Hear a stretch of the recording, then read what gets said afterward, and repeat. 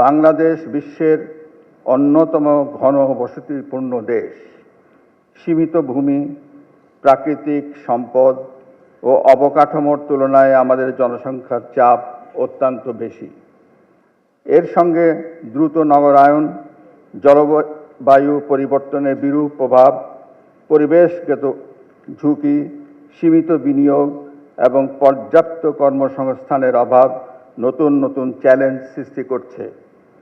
এই বাস্তবতায় জনসংখ্যা ব্যবস্থাপনা কেবল পরিবার পরিকল্পনা বা স্বাস্থ্য খাতের বিষয় নয়, এটি অর্থনৈতিক উন্নয়ন, সুশাসন, সামাজিক স্থিতিশীলতা এবং টেকসই ভবিষ্যৎ নির্মাণের অবিচ্ছেদ্য অংশ। প্রিয় সুধীবৃন্দ, বাংলাদেশের মোট জনসংখ্যার প্রায় 1/3 তরুণ। এই বিশাল কর্মক্ষম জনগোষ্ঠী আমাদের বড় সম্ভাবনা। অর্থনীতির ভাষায় যা জনমিতিক লাভ্যাংশ বা ডেমোগ্রাফিক ডিভিডেন্ড। জাপান, দক্ষিণ কোরিয়া, সিঙ্গাপুর এবং চীনের মতো বহু দেশে এই সুযোগের যথাযথ ব্যবহার করে স্বল্প সময়ে অর্থনৈতিক উন্নয়নের অনন্য দৃষ্টি স্থাপন করেছে। আমাদের মনে রাখতে হবে, এই সুযোগ সীমিত সময়ের জন্য। তাই আজকের তরুণদের আগামী দিনের দক্ষ মানব সম্পদে রূপান্তর করতে হবে।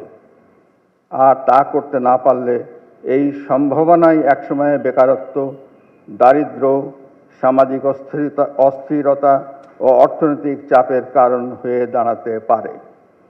কাজেই মানসম্মত শিক্ষা, আধুনিক প্রযুক্তিগত ও কারিগরি দক্ষতা, উন্নত স্বাস্থ্যসেবা এবং টেকসই কর্মসংস্থানের সুযোগ নিশ্চিত করা এখন সময়ের অপরিহার্য দাবি।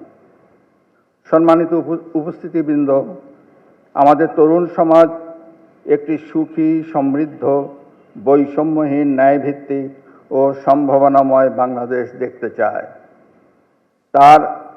তারা এমন একটি সমাজের প্রত্যাশা করে যেখানে মেধা, যোগ্যতা ও পরিশ্রমের যথাযথ মূল্যায়ন হবে, সুশাসন প্রতিষ্ঠিত হবে, কর্মসংস্থানের সমান সুযোগ সৃষ্টি হবে এবং প্রত্যেক নাগরিক মর্যাদা ও ন্যায় বিচারের নিশ্চয়তা পাবে।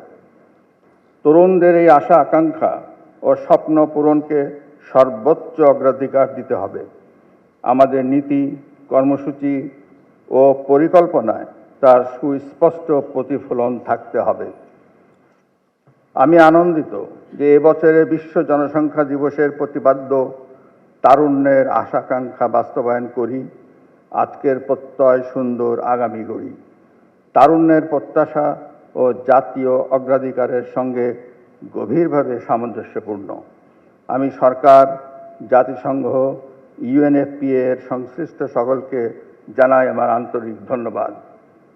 এখন আমাদের দায়িত্ব হলো এই প্রতিপাদ্যকে বাস্তব পরিকল্পনায় রূপ দেওয়া।